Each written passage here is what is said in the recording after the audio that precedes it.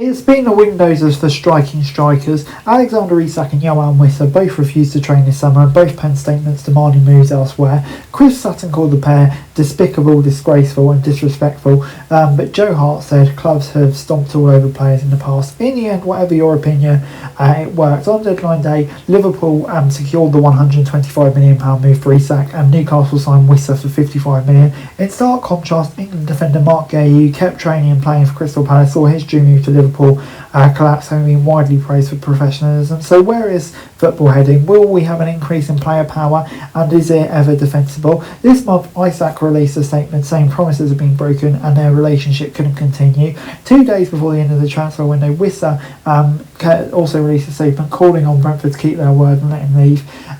These are two examples of players who are down in tools and getting moved, but you can also point to Eberechi Eze, who still got his move. None of this is new, as players have always done what's needed to get their move and have been releasing public statements and refusing to train since the beginning of time. Does it set a precedent that Isak behaves not brilliantly and gets a move, that Wissa behaves not brilliantly and gets a move, but Guehi is a really nice and doesn't get his move? It's not great, is it? I know it's not a nice situation for Isak and the way he's conducted himself, but yeah, it's probably very easy to say that Isak would still be a Newcastle player if he didn't behave the way he did. Before this summer, Isak was fast becoming a Newcastle legend. The Swedish striker had scored 62 goals in 109 games since joining the club, helped them win the Carabao Cup trophy and still had a while left on his contract. But after his British record transfer to Liverpool, his reputation in the Tyneside is now in tatters. On the other hand, Newcastle ended up benefiting from Wissa, who was down in tools at Brentford. The Congo striker missed all 4 of his size games in August before Newcastle's bid on deadline day was accepted.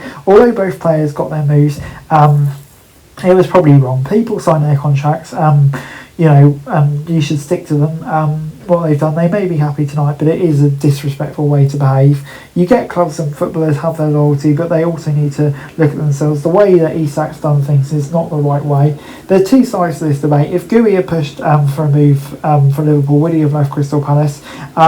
He deserves a lot of credit for doing the right thing, but ultimately though, model professional or not, he'll be returning to Palace post-international break. Troy Deeney said it was hypocritical for clubs to criticise Isak and Wissa's behaviour. People say there's no loyalty in football, but when a team gets rid of a player, do they? Said the ex-Watford captain. No one says there is loyalty when they get rid of a manager, but they expect players to be loyal to them because the fans love a player. From a player's point of view, Isak and Wissa won't care because in the end of the day, they've got their moves. Anyway guys, that's it for this video. Thanks very much for watching. Remember to like, share and subscribe. Follow us on our socials, link in the description below for daily F1 news, meme and content. Subscribe to our other channels on screen right now, that'd be greatly appreciated. Thanks very much for watching. Peace out.